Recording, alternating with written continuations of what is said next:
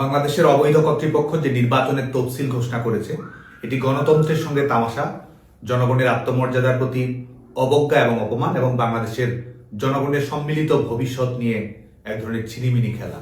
এটি ইলেকশন না, বাংলাদেশের জনগণের চোখে এটি সিলেকশন। এটা ইলেকশনের কোনো শিডিউল না, এটি দেশ দখলের ভাগ বাটোয়ারার একটা বন্দোবস্ত। এবং যারা এই তফসিলটি ঘোষণা করেছে তারা দখলদারের কর্মচারী, তারা কোনো স্বাধীন সাংবিধানিক কোনো প্রতিষ্ঠান না যারা বাংলাদেশের জনগণের ভোটাধিকারের প্রতি দায়বদ্ধ। এবং এক ধরনের আপসাইড ডাউন এই পদ্ধতি অবলম্বন করে এই নির্বাচন প্রক্রিয়াটি এগুচ্ছে। এখানে প্রথমে ফলাফল নির্ধারণ করা হচ্ছে, তারপর নির্বাচনের নাটক মঞ্চস্থ করার আয়োজন করা হয়েছে। এই নির্বাচনের সমস্ত বিষয়ই আসলে এই দখলদার সরকারের যে বিভিন্ন অঙ্গগুলো রয়েছে যারা আজকে ক্ষমতা দখলের ভাগিদার, তারা নিজেদের মধ্যে ভাগ বাটোয়ারা করে নিয়েছে, যে কারণে জনগণের ম্যান্ডেট, জনগণের সিদ্ধান্ত, জনগণের রায় এটির জন্য কিন্তু অপেক্ষা তারা করছে না। যে কারণে ফেব্রুয়ারির নির্বাচন নয়, আসলে ডিসেম্বরে তারা ফলাফল নির্ধারণ করেছে। আগে ফলাফল, তারপর নির্বাচনের আয়োজন। এবং আমরা দৃঢ়তার সঙ্গে এটি বলতে পারি যে এই নির্বাচনের ফলাফল আসলে বাংলাদেশের জনগণ নির্ধারণ করবে না।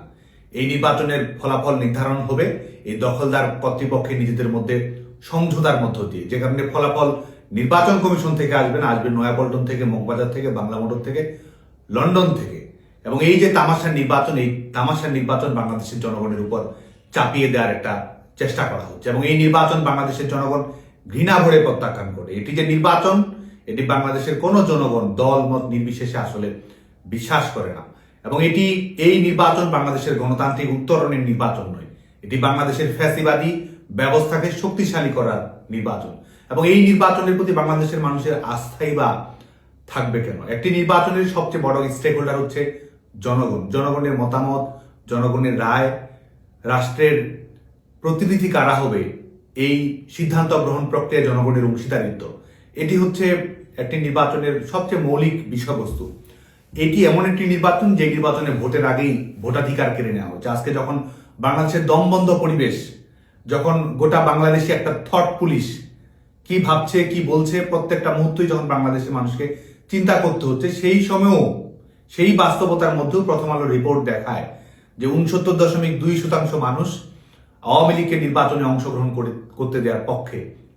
এই অবস্থার মধ্যেও তারা আওয়ামী লীগকে নির্বাচনের বাইরে রেখেছে। আওয়ামী লীগের সঙ্গে 14 দলীয় জোটে যারা অন্তর্ভুক্ত ছিল, বিভিন্ন সময় বাংলাদেশের জনগণের প্রতিনিধিত্ব করেছে, গণতান্ত্রিক আন্দোলনে অংশগ্রহণ করেছে, প্রগতিশীল বাংলাদেশ বিনির্মাণে ভূমিকা রেখেছে, বাংলাদেশের জনগণের উল্লেখযোগ্য অংশের প্রতিনিধিত্ব করে এমন রাজনৈতিক দলগুলোকেও কিন্তু এই নির্বাচনী প্রক্রিয়ার বাইরে রাখা হয়েছে। একটা একতরফা বন্দোবস্তের দিকে বাংলাদেশ এগুচ্ছে এই নির্বাচনের তামাশার মধ্য দিয়ে। আরেকটি হচ্ছে যে নির্বাচনের আরেকটি বড় অনুষঙ্গ হচ্ছে রাজনৈতিক দল।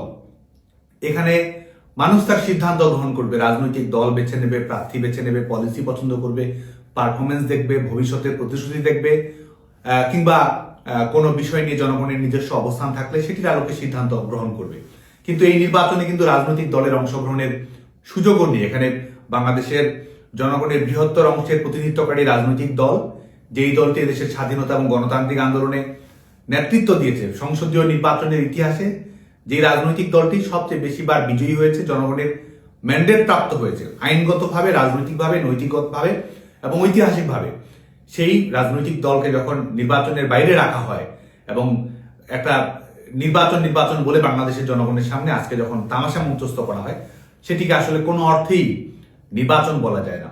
নির্বাচনের জন্য আরেকটি বড় বিষয় হচ্ছে যে আমাদের নিরপেক্ষ সরকার, রাষ্ট্র এবং সরকারের নৈবেদ্যিক ভূমিকা থাকতে হয়। এবং আমাদের নির্বাচনী ইতিহাস, আমাদের রাজনৈতিক ইতিহাসে ক্ষমতার পালাবদল, ক্ষমতার পট পরিবর্তন, ট্রান্সফার অফ পাওয়ার, এটি একটি বাংলাদেশের জন্য সবসময় কোনো না কোনোভাবে সমস্যা হয়েই ছিল। একটি আস্থা অনাস্থার সংকট এটি তৈরি করেছিল।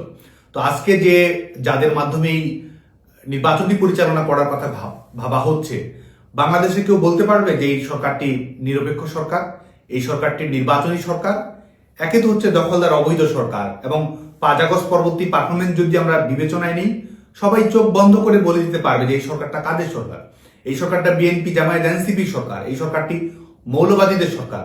এই সরকারটি একটি সুনির্দিষ্ট রাজনৈতিক দলের প্রতি বিরাগ ভাজন এবং রাষ্ট্রকে দমন পীড়নের যন্ত্র হিসেবে ব্যবহার করে সেই রাজনৈতিক দল, মতাদর্শ, বিশ্বাস, রাজনৈতিক অধিকারের বিশ্বাসী মানুষদেরকে তারা আক্রান্ত করেছে এবং সবকিছু ব্যবহার করেছে, জুলুম চালিয়েছে, নির্যাতন চালিয়েছে। সেই অবস্থার মধ্যে আজকে নিরপেক্ষতার মাপকাঠিতে এই সরকার আসলে উত্তীর্ণ নয়, যে কারণে বাংলাদেশের জনগণ, বাংলাদেশের সিভিল সোসাইটি, নাগরিক সমাজ, পেশাজীবী সমাজের যে অন্যতম প্রত্যাশাটুকু ছিল যে নিরপেক্ষ সরকারের মাধ্যমে এই নির্বাচনটি বাংলাদেশে অনুষ্ঠিত হবে, যাতে করে গণতান্ত্রিক ধারাবাহিকতা, টেকসই রাজনৈতিক ধারাবাহিকতা এবং রাজনৈতিক দলগুলোর অভ্যন্তরীণ অনাস্থার সংকটকে একটি প্রতিস্থাপিত করার ক্ষেত্রে একটা মাধ্যম হিসেবে যেটি এসেছিল, সেটি তো সেই মাপকাঠিতেও তো এই দখলদার সরকার নিরপেক্ষতার মাপকাঠিতেও অনুত্তীর্ণ হয়েছে। আরেকটি হচ্ছে যে একটি নির্বাচন পরিচালনা করার মতো দক্ষতা এই সরকারের রয়েছে কিনা। এই আজকে বাংলাদেশের মানুষের তো ন্যূনতম নিরাপত্তা নেই, সেটি বিশ্ববিদ্যালয় হোক, কারাগার হোক, আদালত হোক, নিজের বাড়ি হোক, বাজার হোক, ঘাট হোক, ব্যবসা প্রতিষ্ঠান হোক, বেসরকারি প্রতিষ্ঠান হোক, কলকারখানা হোক, অফিস আদালত হোক, সবখানেই তো, এমনকি কবর, সেখানেও তো বাংলাদেশের মানুষের নিরাপত্তা নেই। এক ধরনের ললেস রাষ্ট্রে পরিণত হয়েছে বাংলাদেশ, যখন যা ইচ্ছে সবাই করছে এবং জঙ্গিবাদী মৌলবাদী গোষ্ঠীগুলো আজকে এক ধরনের রাষ্ট্রের ব্লেসিংস নিয়ে তারা কর্মকাণ্ড পরিচালনা করছে, আন্তর্জাতিকভাবে তারা সম্পৃক্ত হচ্ছে, তৎপরতা চালাচ্ছে। এই অবস্থার মধ্য দিয়ে বাংলাদেশ রয়েছে। তো এই পরিস্থিতির মধ্য দিয়ে একটি সরকারের নির্বাচন পরিচালনা করার জন্য যে ধরনের দক্ষতা, পাবলিক কনফিডেন্স অর্জন করতে হয়, সেটিও তো এই দখলদার সরকারের নেই। তো সব দখলদার সরকারের ক্যাপাসিটিও তো বাংলাদেশের মানুষের কাছে প্রশ্নবিদ্ধ। আরেকটি হচ্ছে আইনগত কর্তৃত্ব, এদেরকে আইনগত কর্তৃত্ব রয়েছে। আজকে আমাদের সাংবিধানিক ইতিহাসে আমাদের রাজনৈতিক সমঝোতার মধ্য দিয়ে যা নেই, তাই তো আজকে বাংলাদেশে বাস্তবায়িত করা চেষ্টা করা হচ্ছে। নিজেরা অবৈধ কর্তৃপক্ষ, তাহলে এই একটা একতরফা নির্বাচন, একটা পূর্ব নির্ধারিত ফলাফলের নির্বাচন, একটি ফ্যাসিবাদী নির্বাচন, এটি তো সম্পূর্ণভাবে বেআইনি, অসাংবিধানিক এবং অগণতান্ত্রিক পন্থা অবলম্বন করেছে। এবং এর প্রত্যেকটি, এটি আদালতকে কিভাবে মবের মুখোমুখি করে বিচারপতিদের ইনস্টল করা হয়েছে, আইনসভাকে কিভাবে ভেঙে দেওয়া হয়েছে, সচিবালয়ে কিভাবে পরিবর্তন নিয়ে আসা হয়েছে, আইন কিভাবে পরিবর্তন করা হয়েছে, প্রত্যেকটি ক্ষেত্রেই তো বৃদ্ধাঙ্গুলি দেখিয়ে এক ধরনের যা ইচ্ছে তাই করার একটা জুলুম রাজ বাংলাদেশে প্রতিষ্ঠিত করা হয়েছে। তো আইনগত কর্তৃত্বের প্রশ্নটিও তো ভবিষ্যতে আসবে। বাংলাদেশ তো 1971 সালের 26শে মার্চ থেকেই তো বাংলাদেশ স্বাধীন রাষ্ট্র হিসেবে একটা লিগ্যাল এন্টিটি, যে কারণে জবরদখল করে ক্ষমতা দখল করা যায়, কিন্তু শেষ পর্যন্ত তো আইনগত, সাংবিধানিক এবং গণতান্ত্রিক প্রশ্নটির ফয়সালা করতে হয়। তো ভবিষ্যতে তো এটি আসবে। তো সেই জায়গায়, সেই আইনগত কর্তৃত্বের জায়গাতেও তো বর্তমান দখলদার সরকারের সমস্ত, সেটি নির্বাচন হোক, আদালত হোক, যাদেরকে ব্যবহার করা হচ্ছে এই কর্মকাণ্ডগুলো পরিচালনা করার জন্য, সবকিছুই তো প্রশ্নের মুখে পড়বে, চ্যালেঞ্জের মুখে পড়বে, এবং এটি তো পড়তে বাধ্য। এবং আরেকটি বিষয়, সেটি হচ্ছে যে আমাদের বাংলাদেশের সংকটের সমাধান যদি করতে হয়, তাহলে একটা অন্তর্ভুক্তিমূলক, নিরপেক্ষ এবং সকল রাজনৈতিক দলের অংশগ্রহণের মধ্য দিয়ে নির্বাচন করতে হবে, এবং তাহলে বাংলাদেশে স্থিতিশীলতা তৈরি করা সম্ভব হবে। একটা কম্পিটিটিভ ডেমোক্রেসি, একটা লিবারেল ডেমোক্রেসি, একটা ইতিবাচক রাজনীতি বাংলাদেশে প্রতিষ্ঠিত করার চেষ্টা করা হবে। এই সংকটের এই মূল প্রশ্নটির সমাধান না করে, পাশ কাটিয়ে যদি আমরা জবরদস্তি করে কিছু করতে চাই, তাহলে সেটিকে বাংলাদেশকে টেকসই করবে, স্থিতিশীল করবে, গণতান্ত্রিক বাংলাদেশ করবে। গণতন্ত্রের প্রশ্নটিকেই তো পাশ কাটিয়ে যাওয়া হচ্ছে, যে কারণে আজকে জবরদখল করে হয়তো ক্ষমতার পালাবদল ঘটিয়ে নিজেদের মধ্যে ক্ষমতার দফারফা করা যাবে, কিন্তু শেষ পর্যন্ত মানুষের প্রতিরোধের সামনে সবকিছু আসলে তাসের ঘটের মতো ভেঙে পড়বে।